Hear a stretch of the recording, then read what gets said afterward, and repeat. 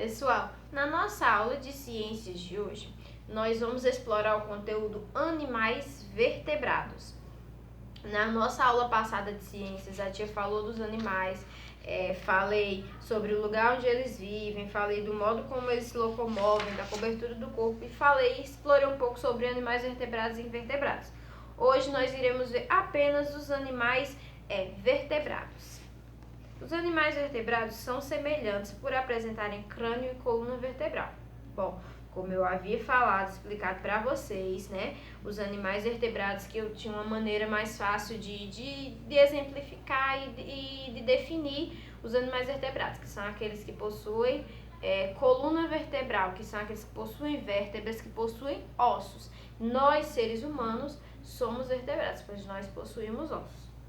O crânio e a coluna vertebral eles fazem parte do esqueleto, que é um conjunto de órgãos responsáveis por dar sustentação ao corpo, certo? Então, se a gente não tivesse o osso no nosso corpo, a gente não ia conseguir se sustentar, né? Além disso, o esqueleto ele protege os órgãos internos dos animais, como os pulmões e o coração, certo? Então, os ossos eles também servem para proteger os órgãos internos, no caso o pulmão e o coração. No entanto, apesar dessas semelhanças entre os animais vertebrados, eles possuem outras características que os diferenciam, sendo divididos em 5 classes, que são eles: os mamíferos, as aves, répteis, anfíbios e peixes. Bom, então primeiro eu vou falar sobre os mamíferos. Os mamíferos, eles são animais que apresentam uma característica em comum, no caso, a presença de glândulas mamárias, órgãos que é responsável pela produção de leite. Geralmente, o corpo desses animais é coberto por pelos que protegem e pele e ajudam a manter o corpo aquecido. Os mamíferos, eles habitam quase todos os lugares, a maioria vive na terra. Alguns vivem na água, como as baleias, os golfinhos e as focas, mas todos eles respiram pelos pulmões. Então, vou dar exemplos aqui de alguns animais mamíferos, certo, pessoal? A baleia, os seres humanos, não é? Porque nós quando bebês, a gente mama, não é? A gente cresce na barriga da nossa mãe, quando a gente nasce, a gente mama. E esses animais mamíferos, eles também são do mesmo jeito. Ele cresce na barriga da mamãe dele e ele mama. O macaco, o morcego. Os morcegos, eles são os únicos exemplos de mamíferos que voam. É até engraçado, né? A gente pensar assim, nossa, o morcego, ele é um mamífero. Quer dizer, ele é um mamífero. As aves. As aves, eles são animais que possuem corpo coberto de penas, apresentam um bico, um par de asas e um par de pernas. Existem espécies adaptadas aos diversos habitats do planeta. Esses animais podem viver em ambientes terrestres ou aquáticos, assim como os mamíferos respiram pelos pulmões. Vários representantes desse grupo desenvolveram a capacidade de voar, enquanto outros, como o pinguim, não é capaz de alcançar voo, mas usa suas asas para nadar. Interessante, não é? Vou dar aqui alguns exemplos de aves para vocês. O pinguim, né, que ele é uma ave que ele não voa, mas que ele usa as asas dele para nadar, né? Ele se adaptou, já que ele vive num ambiente bem frio e também porque já que ele não consegue voar, né? Ele usa para nadar. O beija-flor, que é um pássaro, uma espécie de pássaro, e a galinha. As galinhas, elas são exemplos de aves que se adaptam à vida no ambiente terrestre, não é, pessoal? Porque tem muitas pessoas que até criam galinhas, não é? Os répteis, pessoal. Os répteis, eles são animais que têm o corpo coberto por placas e escamas. Os lagartos, os jabutis, os jacarés, as tartarugas e as cobras, elas são exemplos de répteis. Os répteis, eles vivem em ambientes aquáticos ou terrestres e locomovem-se nadando, andando ou rastejando. São animais que respiram pelos pulmões. Mesmo as espécies aquáticas, como as tartarugas marinhas, precisam subir até a superfície para respirar. Então, vou dar exemplo aqui de 3 répteis, no caso o lagarto, a cobra e a tartaruga.